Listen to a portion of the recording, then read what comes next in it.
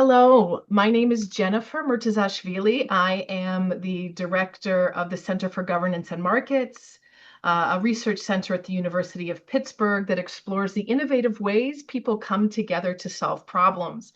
I'm also a professor at the School of Public and International Affairs. It's a real honor to have all of you with us today for a discussion about the future of FinTech, featuring Paul Brigner, who I'll introduce in a moment. This is part of our series on the future of foreign aid and foreign assistance, and we're running a mini series on the role of fintech in development with such dramatically changing landscape in the foreign aid space. We are increasingly convinced that fintech will play a very important role in spaces, previously dominated by foreign development assistance. So we're really fortunate to have with us the host of this series, Max DeGregorio, who is a senior associate at the Milken Institute Finance at the Milken Institute, who will lead us through these discussions. And he's an expert on many of the things all of the things that we'll be talking about with real on the ground experience working in this field. So Max will be facilitating this discussion, and I'll be chiming in every once in a while when things are not clear. And I'd really encourage our audience who's here to pop up in the chat if they have questions, and we'll make sure to address those questions as they come along. So it's a real honor to have with us Paul Brigner, who's the head of policy and strategy advocacy at Electric Coin Company. And he's a distinguished leader in technology policy. He has a career spanning over a decade in software development, culminating in senior technical management role at Verizon. He transitioned to policy, and he's held significant positions in important organizations such as Verizon, the Internet Society, the Motion Picture Association of America, and the Chamber of Digital Commerce. So with that introduction out of the way, Max, the floor is yours. No, thank you so much, Jen. It is like such a pleasure to come back to CGM to sort of host a series with you and sort of bring some of the people that I've gotten to know since I graduated SPIA back in 2022 to back to Pitt to sort of talk about some of the work that is happening with fintech and international development. Paul is a sort of a longtime friend of the Milken Institute's FinTech program. We know Paul through his work on some of his marquee convenings in Washington, D.C., the D.C. Privacy Summit, the Pretty Good Policy series in D.C., and Paul also has a role as an adjunct professor at Georgetown University, where he does some of the coursework for the Milken Institute's Capital Markets Scholars Program, which hopefully we'll have a chance to discuss here as well. So what I want to do today is maybe just set out a little bit of a storyboard for what I'm going to talk to you about, Paul. I first maybe want to start with that the Milken Institute Capital Markets Scholar Program. What is that? How are these sort of mid-career capital market regulators thinking about fintech? Why is that part of the curriculum, part of the program? And we can maybe have a discussion about that for a moment. And then sort of something I want to think about then with you is sort of have a conversation about what stablecoin are looking like in emerging markets. And then sort of discuss something I know that's near and dear to your heart, like privacy technology, zero knowledge cryptography. And then something I'm not that familiar with is sort of how does that play a role in the international development conversation? And so if that sounds good to you, Paul, I would love to sort of turn the floor over to you and like open up sort of with a conversation. We feel free to introduce yourself and then let's sort of talk about the scholars. Thank you, Max. It's really a pleasure to be here. It's an honor to be here as part of this program. I enjoy so much working with you and the Milken Institute on the capital markets program that you described. Last year was my first opportunity to teach fintech for this program, and it had a really big impact on me because I was able to just get to know this a very special cohort of students from a bunch of developing countries who are, as Max said, mid-career professionals working at the monetary authorities and other different finance-related government agencies across different developing countries. And I think as I understand it, this program started way back in 2016. Yeah. And at a high level, there's been over 224 participants from 56 countries representing 98 institutions in these developing countries. So it's touched a ton of people, and the goal is just to enhance local capital markets. So these students come for, professionals actually, professional students come for a semester, and we just had the boot camp that was 2 weeks where they got like a refresher course on a bunch of background topics, but they also got like introductory lectures for all of their individual classes that they're going to have. So I was able to participate in that and get to know this new cohort, which again, very impressive. And it's just such a good program. And I've found that these individuals are just really thirsty for knowledge. They just want to take it all in. They want to understand a lot more about fintech. And in particular, blockchain and crypto is kind of like what we focus on quite a bit, in addition to all of the fundamental fintech topics that you might think of. And it turns out to be just a really fascinating discussion every class we have, and I think everyone gets a ton out of it, and I personally find it very enriching.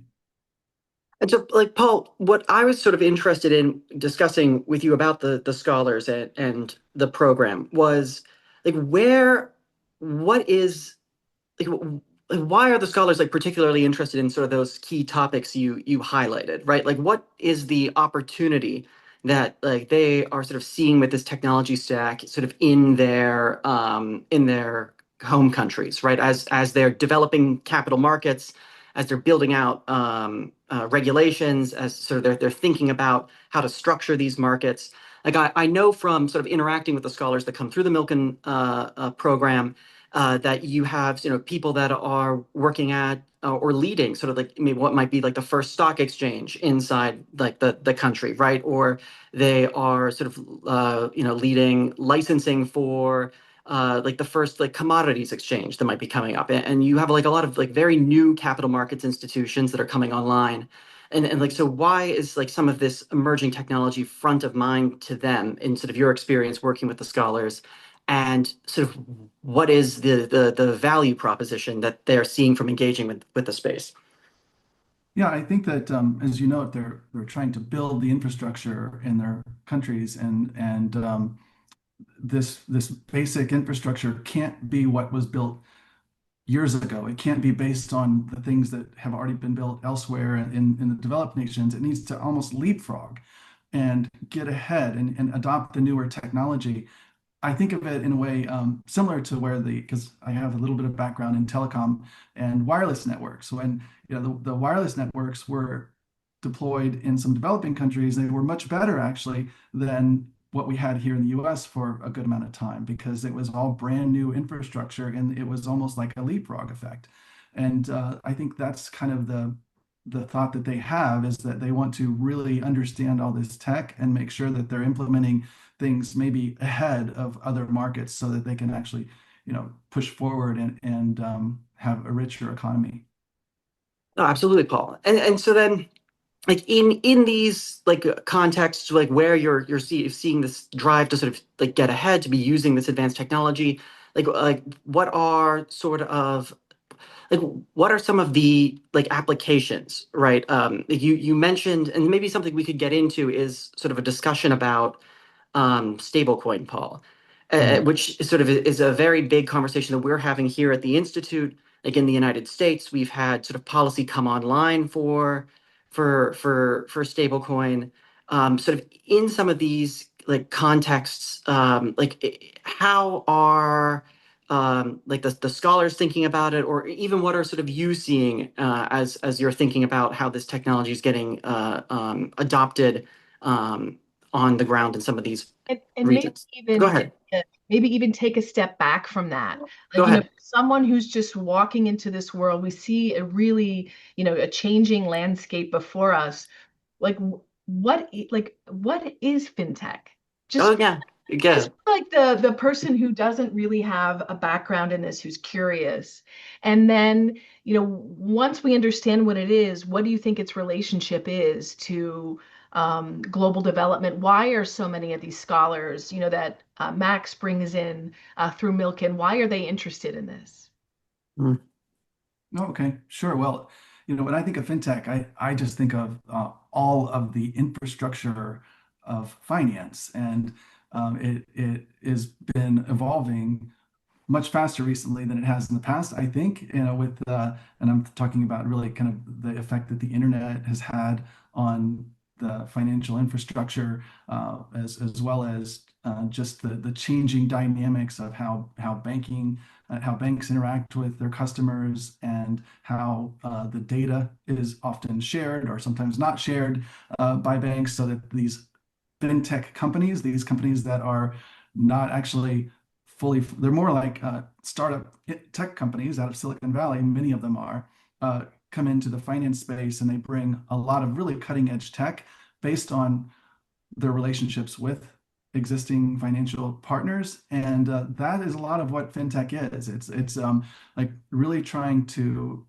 grasp what is the cutting edge of tech and figure out how you can bring it into what is a traditionally very highly regulated, for very good reasons, industry that has is frankly, it doesn't have necessarily a long history of evolving fast. Like, and you kind of don't want it to evolve so fast, but it is evolving fast, and that's the challenge. Is that here we are with the world evolving around us, given AI, blockchain, these topics are they're just fundamentally changing some things in the way that society works, and that is something that everyone has to adapt to. So I think of that as a very broad view of fintech, in that it's just trying to take all these cutting edge tech developments and discoveries and make sure that they become part of the financial ecosystem in a way that works for people, works for customers, works for regulators and policymakers, and just turns out to be, a net positive for everyone. And maybe like something, Paul, that might be helpful to this group or to Jen, like as a good sort of concrete example of that story you were telling, and even that sort of leapfrogging story and the telecom story would be, I don't know if you could maybe walk us through the M-Pesa in Kenya, and sort of what that sort of meant for instant payments and settlements, maybe sort of a decade ago. Because it's a great story of sort of a role fintech has played in making just interacting with the financial system faster and cheaper, using, like you said, those new telecom rails. Yeah, well, I mean, it's kind of a fascinating use case there, and a story about just being able to leverage mobile minutes and make that something that is kind of basically a financial instrument that turned out to be wildly popular and widely used. So yeah, I mean, and you probably know a lot more about it than Oh, me, I'll Max. tell So it. I'll yeah, I tell the think M-Pesa story. No, but so Jen, like so building on sort of a lot of the points that Paul pointed out here is, maybe at this point, maybe it's sort of 15 years ago, you had a Safaricom, which is sort of the largest telecoms provider in Kenya, effectively make it so that you could send money over SMS. You could sort of yeah. transact over sort of text messages. Oh, which is something that I suppose, have the technical capacity to do here in the United States, but so much of like what, like we have already on the ground, sort of in the US context, payments infrastructure systems that work, right? There's a bank branch on every corner, right? You have mobile money applications in your smartphone. And sort of what Safaricom was able to do is like, well, smartphone penetration, 15 years ago isn't nearly what it was, isn't today. Smartphone penetration is much higher in Kenya, but at the time it was much lower. And so, an app for sending money wasn't necessarily feasible. But you could transmit data over cellular telephone lines or sort of standard telecom lines, And they found sort of a secure, reliable way to sort of build out sort of an instant payments platform, basically where money could be transmitted over text message. And this was able to bring sort of a ton of small business owners, like merchants, sort of like people that were sort of distant from physical banking infrastructure, which is principally concentrated in like major metros, or sort of not very consumer finance oriented. You could suddenly have like a very scalable, quick, efficient, trustworthy payments infrastructure. And like in many cases, and we talk about this at the Institute, especially at our Africa Summit that we host, it was sort of the original sort of mobile money game changer. And you've seen other regions sort of build similar things, like Brazil has Pix, but like that has been like such a success for fintech is just like we have this big telecom network, we have the internet, and so like how can we leverage and scale this to sort of move money faster and cheaper, lower the cost of capital, bring more people into a formalized financial system. I don't know if you had anything to add there, Paul. No, I mean that's great. I love that, and it is a good story. And it also makes me think of other places where there have been just these developments in fintech that have really fundamentally changed societies. And I think of UPI in India and Absolutely. how they have 1.5 billion customers that are on this network. It is just staggering. And I actually was having dinner with some of those individuals last night who helped build out that infrastructure. And just the way they think about things in bringing, as they refer to it, population scale financial infrastructure, like global population. So they're just thinking of things on this massive scale that honestly, was just hard to even fathom in years past. But now with the kind of technologies and the internet and the connectivity we have, we're not just talking about country specific solutions. We're talking about global population solutions for financial networks. And it's a pretty big game changer. It's really an exciting time to be focused on fintech and ensuring that the way we deploy this fintech works for everyone. That is the really hard part because I don't think we have such a good track record of doing that, especially in developed countries. So could you say a little bit more about this part? When you talk about the track record, not being as good as it could, what does that mean? And then could you say a little bit where, it's an exciting time for fintech. But on the other hand, this project that this series is part of is looking at development assistance. And on the development assistance side, it's not a very good time, right? We've seen the closure of USAID, a lot of retrenchment among various donors. And what I'm hearing here is like a big contrast between what's happening in these two areas. And so I was wondering if you could just share some thoughts on that about can this fintech sort of not replace aid, because obviously it's a different they operate by very different logics, but that aid may be less necessary because fintech can target individuals better. Yeah. Sure. Well, fascinating observation there, first of all. So I guess what comes to mind is when you talk about like the failures of the past that we want to try to address, and in particular as it relates to aid and making sure that those who need aid are included. I think to me, one of the big topics that comes to mind is like digital identity. And Mhm. as that has like been, I think, a major barrier for many people to be a part of the financial world. And in developing countries that there's just not the infrastructure to provide digital identity like there are in other places. And even in the US, I mean, that is an issue in some cases. And there's a decent sized population of unbanked in some parts due to like this identity issue.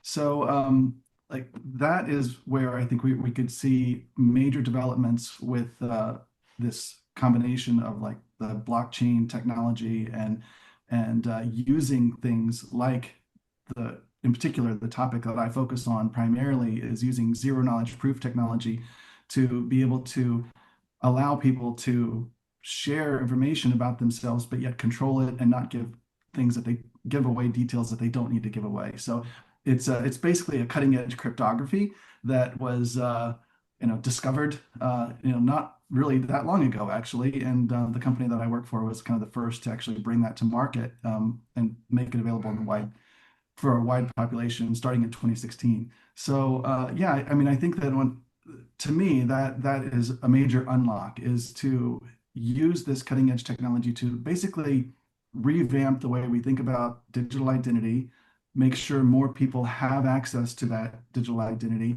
and also revamp the way we do our anti-money laundering and know your customer protocols and fighting illicit finance with this technology based on this new way of doing things that fundamentally changes, I think, the way data is handled. So yeah, I probably went a little too deep there on some topics, but yeah, those are the things that really get me excited. Hmm. Paul, like maybe looking at like the digital identity angle for a second, like you mentioned India built out its like universal payments infrastructure.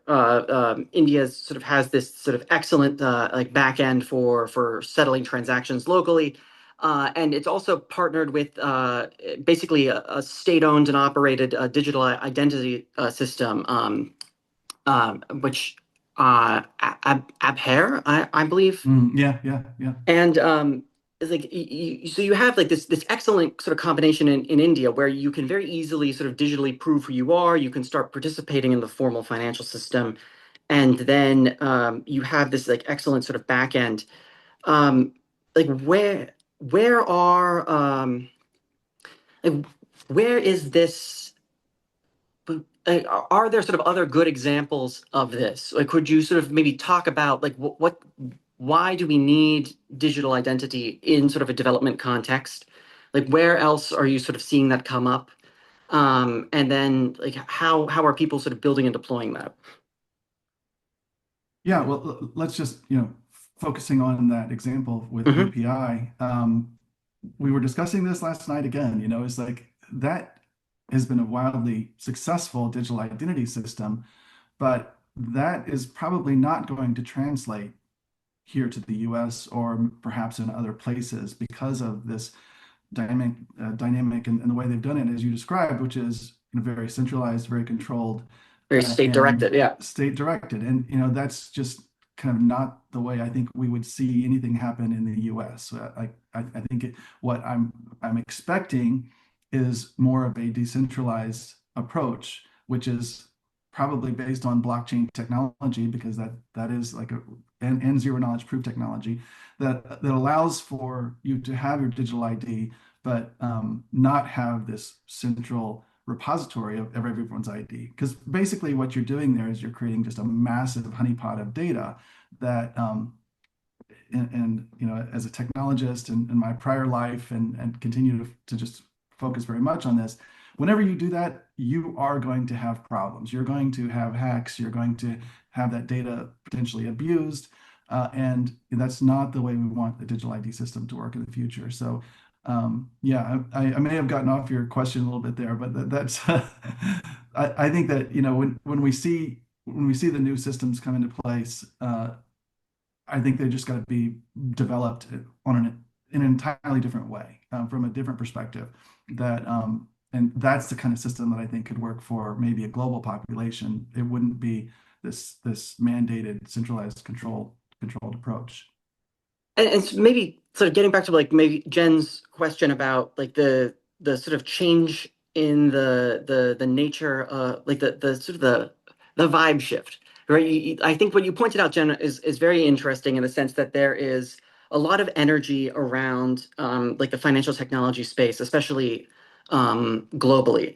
And I was at GISPIA. I did my master's with you in international development, and like the traditional development landscape has like certainly like dramatically shifted here in the United States, especially when it comes to like to how we're thinking about the way we are like deploying aid has like fundamentally changed. And then like so much of my work at Milken on sort of our international like fintech work has been like very like vibrant, right? We've been seeing like we've been looking at like cases of M-Pesa in Kenya, right, where you have sort of a locally developed payment solution that's operational, it's bringing people into the formal financial system. We've been talking about cases like UPI in India, right? A universal sort of payments infrastructure that's working to create sort of safe, transparent, effective payments locally.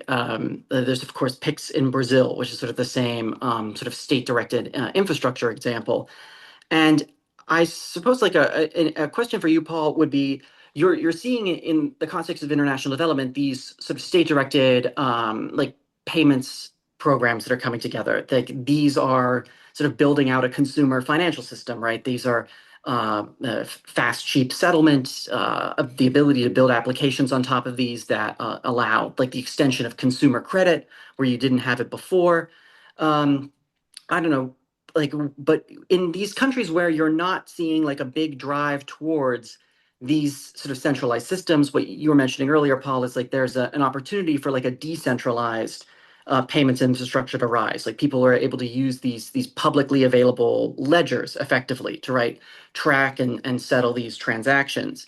Um, like how like like I don't know if you could sort of like speak to that in sort of that context of like development, like who or where are is there sort of the most energy around these systems, and I don't know how much contrast do you see between sort of some of the like the state directed payments infrastructure that's being built out in, like you said, a centralized way versus who's experimenting with like some of this these more sort of decentralized payments alternatives or even like the DID alternatives.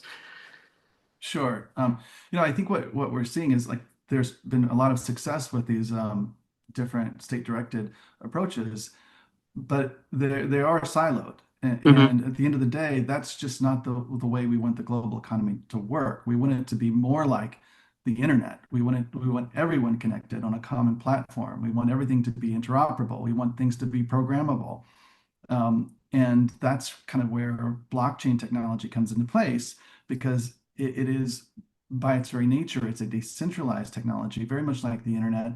So you don't necessarily have to, well, you don't have a centralized actor. That's the whole Hmm. point of it. Hmm. These networks are developed to have incentives built in to ensure the security and vibrancy of the network. And people often think of them in terms of cryptocurrencies that are highly volatile and that are often associated with a lot of bad behavior because it's early days and it's kind of like the Wild West in crypto, and people see that and they think, well, how does this play a part in the global financial system? Well, we're seeing that change dramatically right now, and I think, as Max, you pointed out, with stable coins coming on board, I think this is the point at which things are going to change really, really fast in the global economy to move towards blockchain technology and using these tokens that represent fiat currencies, stable coins, on the blockchain to transmit value globally. And there's just all sorts of benefit to being able to do that because it is something that is like moving money on the internet, essentially, moving value on the internet that you really just couldn't do. It wasn't possible to do that before the advent of blockchain technology. And I say that, because you might say, well, we've had commerce on the internet. That's not actually true. Well, when I say this, I'm talking about being able to transmit value almost instantly with no intermediary, Hmm. with no settlement risk, with no counterparty risk. That is huge. It's just such a big deal, and not have a big necessarily honeypot of data. Well, there's more to that story, so we can get into that more. But that we talked about zero knowledge proofs a minute ago. Um, in some ways, what we do have is a huge honeypot of data, and that is on the blockchain, public for everyone to see. So what I focus on in particular is making sure that we can have that blockchain data and have stable coins that provide privacy so that you actually can't see everybody's transactions. So that's maybe an intro into a topic we can dive into if you want. Yes, I think we could go there, but maybe I'd like to do maybe is if you could just sort of define, like walk through just sort of basically what a stablecoin is, I think is helpful or useful. And then maybe I would like have us just sort of break down just a couple of sort of like the key applications, sort of especially for dollar-backed stablecoins, which are sort of the main ones that there sort of is demand for that are sort of in circulation, because that might just be a good foundation to lay before we get into that. Yeah, well, stable coins are essentially just tokens on a blockchain. It's a form of like this, as you hear, cryptocurrency, but it's not.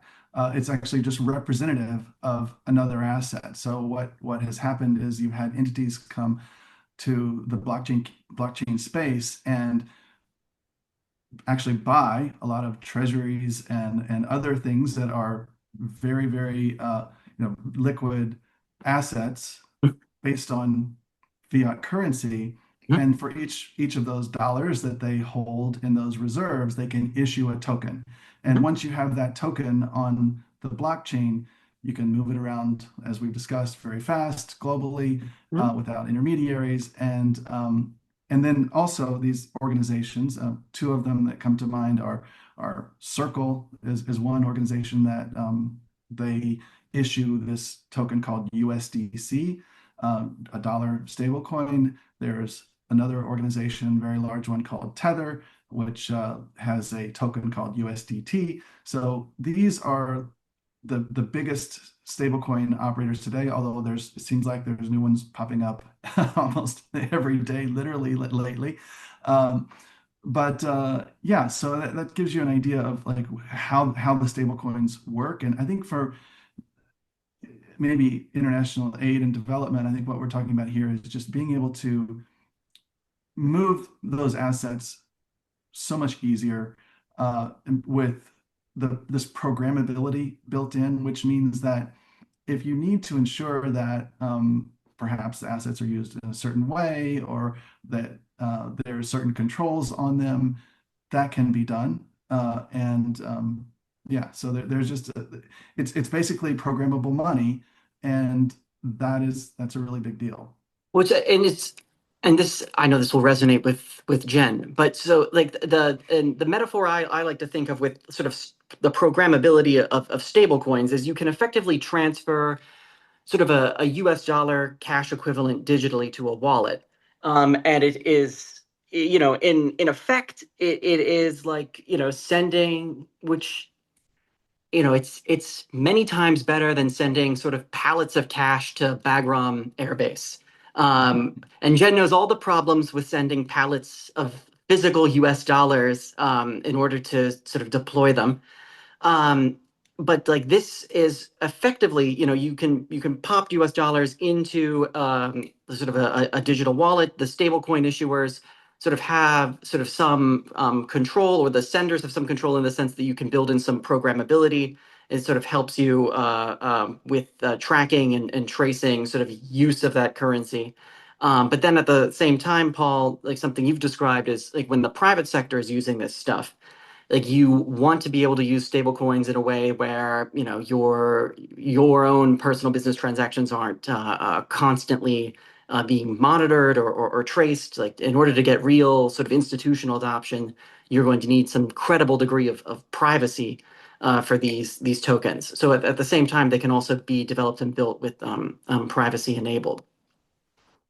Absolutely. Yeah, no, that's right on.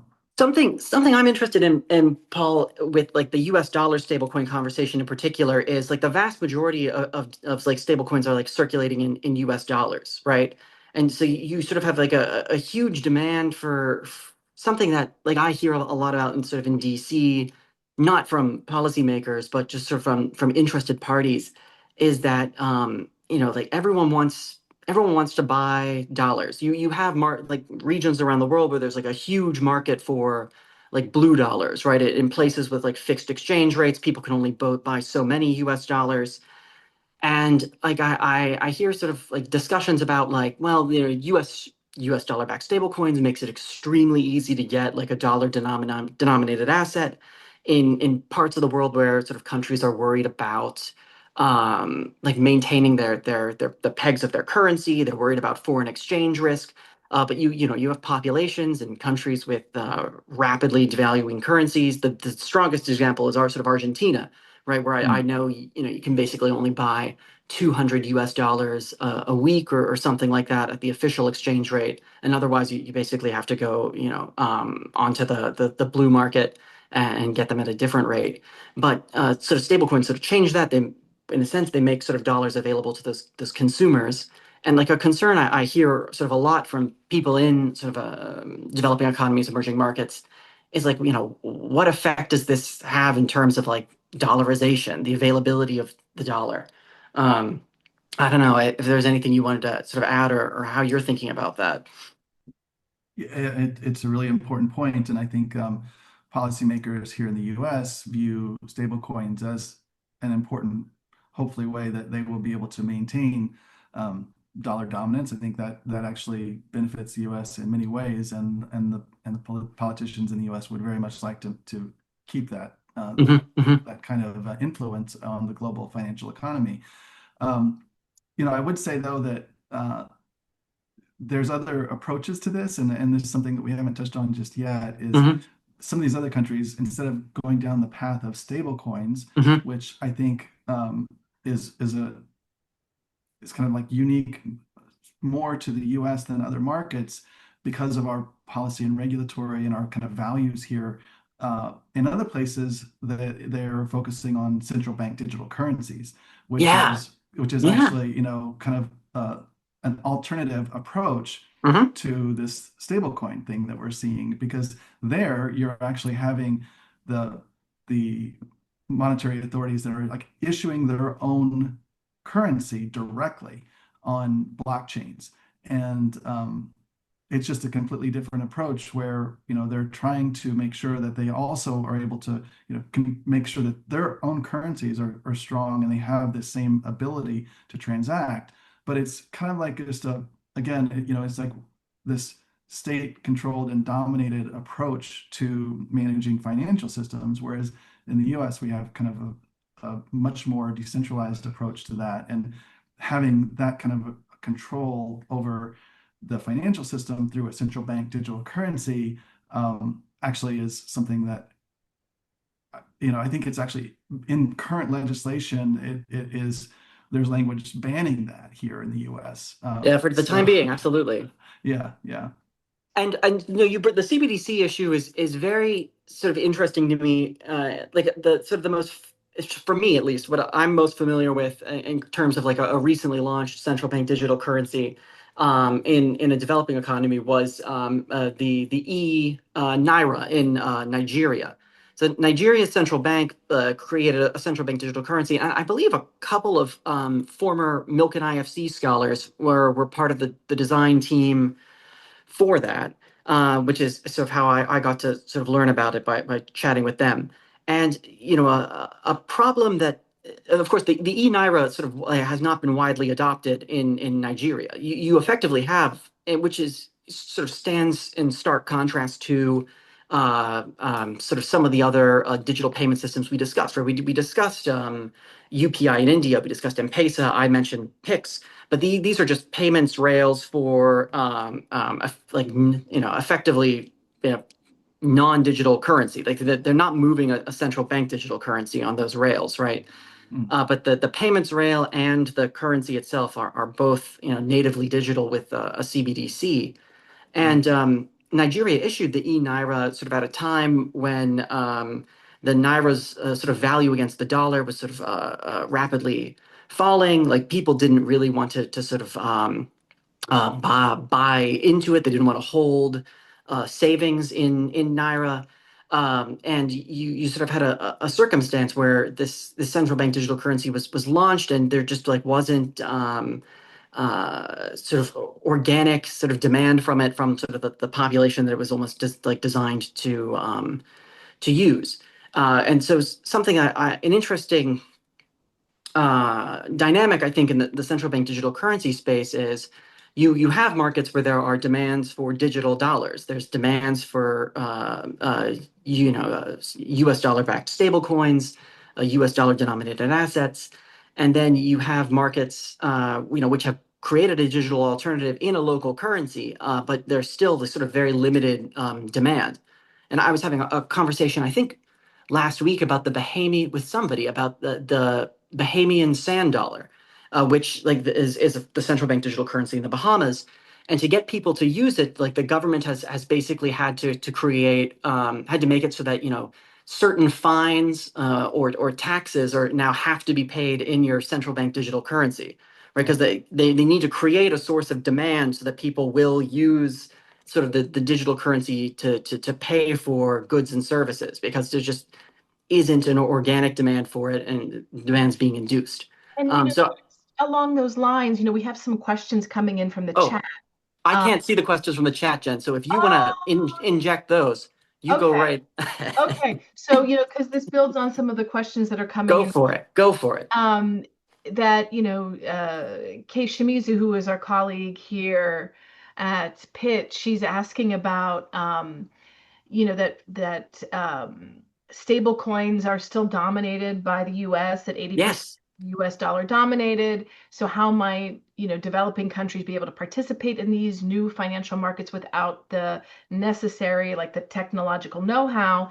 And then Hmm. separately, building on the point that you've just made, Max, is how might fintech assist with countries in the developing world with weak or volatile currencies. For example, she says the value of stable coins still depends on the strength of the home country currency.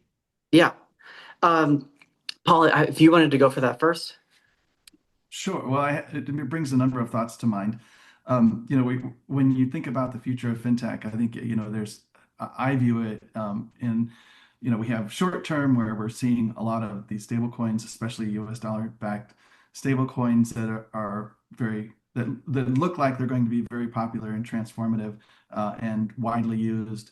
But I actually do think, and it kind of speaks to some of those questions that were raised, that in the longer term, my anticipation is that we will have more of a pure crypto adoption.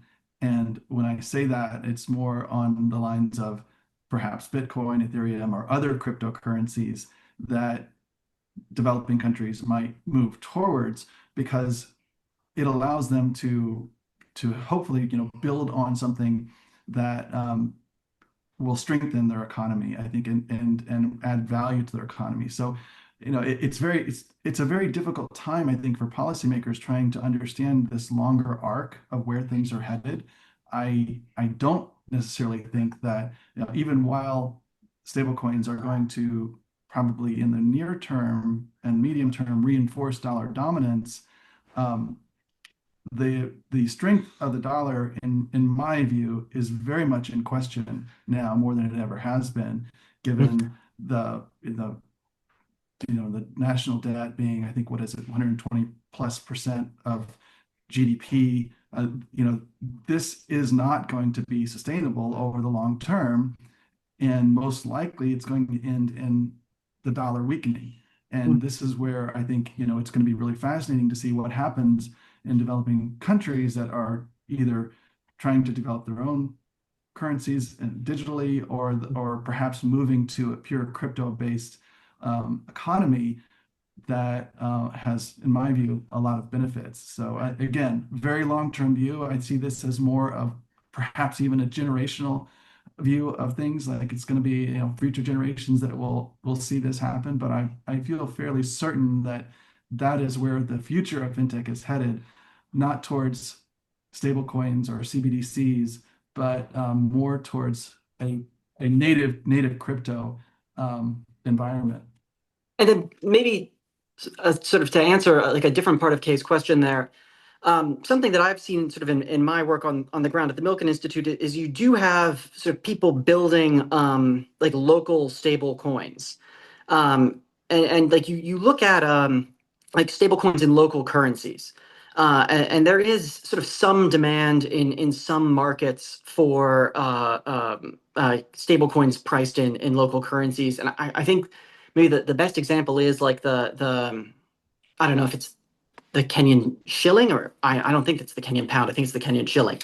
But I know that Celo, which is I think an Ethereum layer two, Paul. It's no longer its own independent L1, but so the Celo is a an Ethereum layer two. It's effectively sort of a decentralized ledger that you can use to store transactions, like all blockchains are. But the Celo Foundation has been sort of like working on sort of building out a network of local currency stable coins to sort of case point, like for regions of the world where the public sector isn't necessarily building central bank digital currencies or instant settlement, like digital instant settlement tools, right? Like Pix or M-Pesa. And something that is sort of possible with this technology is it's you can play with it, right? You can build a lot of stuff on top of it, like it's a foundational layer for instant settlements that functions sort of globally at scale, and products can be built on top of it. And it's just it's so like you see local stable coins, local currency stable coins sort of coming online in some places. It's just like the demand, like you pointed out, is still very much for like dollars, dollar denominated assets.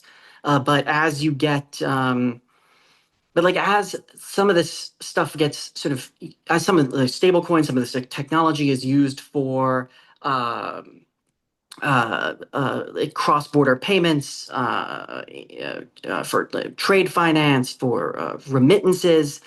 Like these, I could see sort of as being demand drivers for local currency, and sort of create sort of more bottom-up demand for some of these things to be sort of built out by actors in the private sector. Like what I think is very interesting about stablecoin, and this conversation came up sort of in the United States when we were working with the stablecoin legislation was coming through Congress, is it's sort of what you're seeing with stablecoin is in a way similar to like the late 1800s in the United States, where you had privately issued sort of dollars that would widely circulate, like railroad companies in the U.S. sort of issued dollars, which were sort of in a sense backed by the full faith and credit of that company.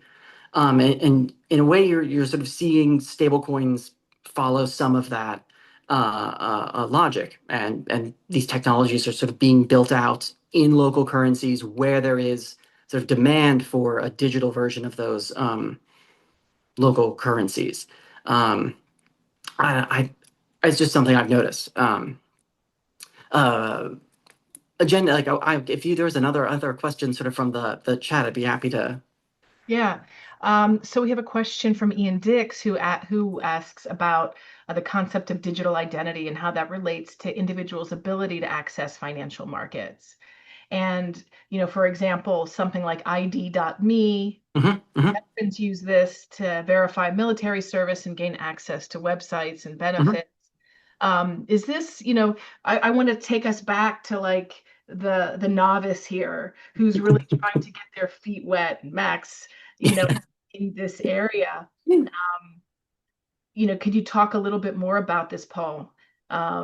Maybe give us some insight into that.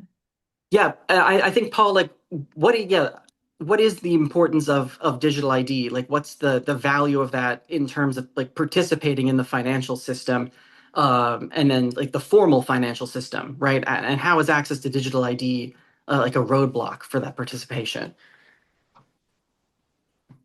Yeah, I think digital ID is fundamental in that you really and governments have a very justified role in trying to prevent money laundering, terrorist financing, and other illicit activity with the financial ecosystem. And we want that. I certainly don't want that to happen.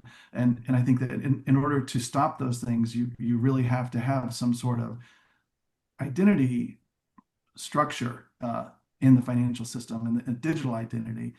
Uh, and getting that right is extraordinarily hard. And I would point people to a paper that was actually just released yesterday. This is hot off the press from an organization called Coin Center.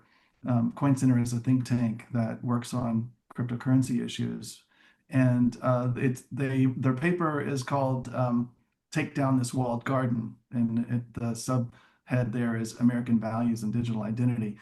So it's coincenter.org. Take a look at that. I think it does a really good job of outlining the key challenges and also the kind of characteristics that are needed for a digital identity system that can work for everyone and reflects the values that I think that I personally care about, like allowing everyone to participate, first of all, and making sure that this is very decentralized, and allows policymakers actually to implement good policy too.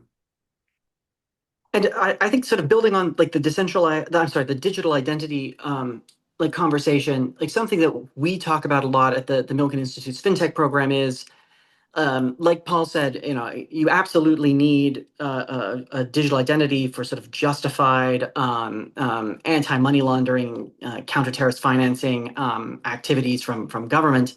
But there's sort of a point where it's just you need to be able to, if you if you don't have access to a digital identity solution, you don't have sort of an easy, fast way to be compliant with those rules, especially sort of as a consumer, it becomes like a barrier to access, a barrier to participation. You're forcing people into, informal financial markets, which not aren't necessarily always predatory, but in many cases can be, and it's something that we sort of think about. It's like, how can you make it as easy and safe to participate in those systems as possible? Sort of a cool anecdote I have from our FinTech Advisory Council, which sort of is the board for my program at the Institute. So we convene guest speakers on a rolling basis. We brought a couple of months ago a guy that was working on a digital identity solution in Nigeria for the Nigerian central bank. He basically had something that the Nigerian central bank had identified was like they had an issue with verifiable proof of physical address. People that would sort of be living in informal housing, in Lagos, people that didn't have like actual sort of verifiable street addresses, people that were moving around. We're having sort of trouble setting up formal bank accounts that required an actual physical address. And like this sort of fintech platform that we were talking with that sort of presented to my board was sort of discussing how, well, people may not have verifiable physical addresses, but they have, again, smartphones with geolocation data. And he basically had built a platform where if you wanted to, you could opt into sort of sharing anonymized or sharing your geolocation data with the platform in a way that would create a firm enough approximation of where your physical address was, so that like the Central Bank of Nigeria was actually like pretty okay with it and accepted that as a proxy instead of a real formal address. And he was like, there's millions and millions of people that are in a social situation where they can't meet whatever criteria there are for formal physical addressing. And it was sort of interesting to be like, well, you so much of like the smartphone revolution and mobile banking, putting a bank account in your pocket, but then sort of taking that technology, which again has had a massive level of penetration throughout the developing world. Smartphones are in many parts ubiquitous. How can you use that technology to sort of also make digital identity easier, lower barriers, improve access, improve participation in the formal financial system? But he had worked very closely with sort of local regulators to sort of make sure that this jived with them.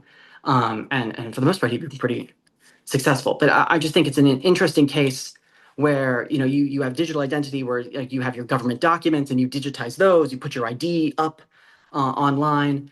But then sort of there's other sort of opportunities to create digital ID, for participation in the financial system with maybe slightly more novel or informal methods. So I just think that's a cool story. It really is. That's I'll send you fascinating. the company, Paul. You'd love him. Yeah, I do. I think it's very cool. We have to wrap up in just a couple of minutes here. So, Paul, I don't know if you have any last thoughts for us about, ways forward or where you see this field going in the next, the next few months, the next few years, especially as we're facing, on the U.S. policy side, especially we're seeing really dramatic changes, I think, in sort of the regulatory policy towards fintech, and then yet to bring up the issue of development assistance and foreign aid. We're also seeing huge changes there. So I was just wondering if you might want to wrap up with a few words about sort of where you see things going, what we should watch out for, what our students should be studying. Sure.